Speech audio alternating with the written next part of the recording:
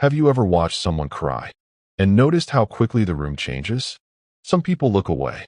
Some become uncomfortable. Others silently decide who that person must be. They're too emotional. They're too sensitive. They won't be able to handle real life. It's astonishing how a few tears can convince people they understand an entire person. But what if they've misunderstood one of the most human things we do? What if crying easily isn't evidence of weakness, but evidence that someone's emotional world is deeply alive? Because tears have one of the most misunderstood reputations in modern society.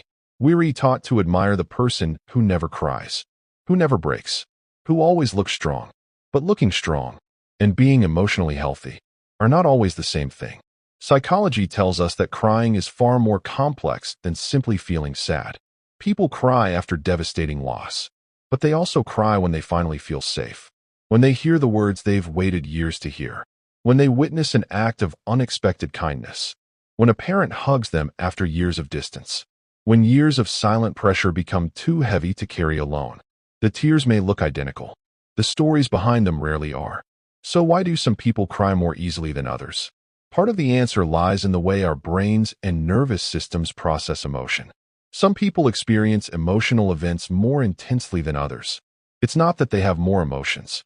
It's that their emotions arrive with greater depth. Beauty moves them more.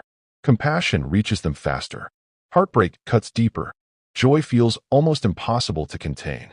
They don't simply notice emotions. They absorb them. And here's what most people never realize. The human nervous system isn't designed to make us look strong. It's designed to help us stay emotionally safe. Sometimes that safety comes through talking, sometimes through silence, and sometimes through tears. In many people, emotional sensitivity is also closely connected to empathy, the ability to genuinely understand what someone else is feeling. The same heart that breaks easily often cares deeply. The same eyes that fill with tears are often the first to notice when someone else is quietly hurting. Feeling deeply can be exhausting, but it can also be the reason someone becomes a loyal friend, a compassionate partner, or the person who makes others feel truly understood. There's something else people rarely consider. Crying is one of the body's natural ways of regulating overwhelming emotion. When you're too hot, you sweat. When you're freezing, you shiver. And when emotions become too intense for your nervous system to carry, sometimes you cry. It's not your body failing. It's your body adapting. Yet society often mistakes emotional expression for emotional instability. They're not the same thing. Some people rarely cry because they're emotionally healthy. Others rarely cry because, somewhere along the way, they learned that showing emotion wasn't safe. Silence doesn't always mean strength. Sometimes, it means survival. Real emotional strength isn't pretending nothing hurts. It's allowing yourself to feel, without allowing those feelings to control your life. Because emotions that are buried rarely disappear. They simply wait, and they often return as chronic stress, anxiety, irritability, emotional numbness, or a quiet exhaustion that no amount of sleep seems to fix.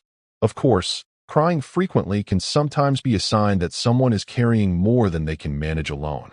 If tears become persistent, overwhelming, or begin interfering with daily life, they deserve compassion and, when needed, support from a qualified mental health professional.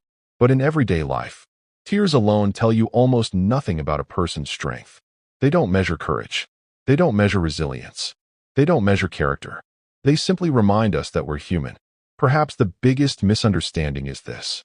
People think tears reveal weakness, when more often, they reveal honesty. Because it takes courage to stop performing strength and start living with authenticity, to let yourself be seen, to remain open in a world that often rewards emotional masks. So the next time someone cries easily, pause before you judge. You have no idea what battles they fought before those tears appeared, or how much strength it took to hold them back for as long as they did. And maybe, the strongest person in the room isn't the one who never cries. Maybe it's the one who still has the courage to feel,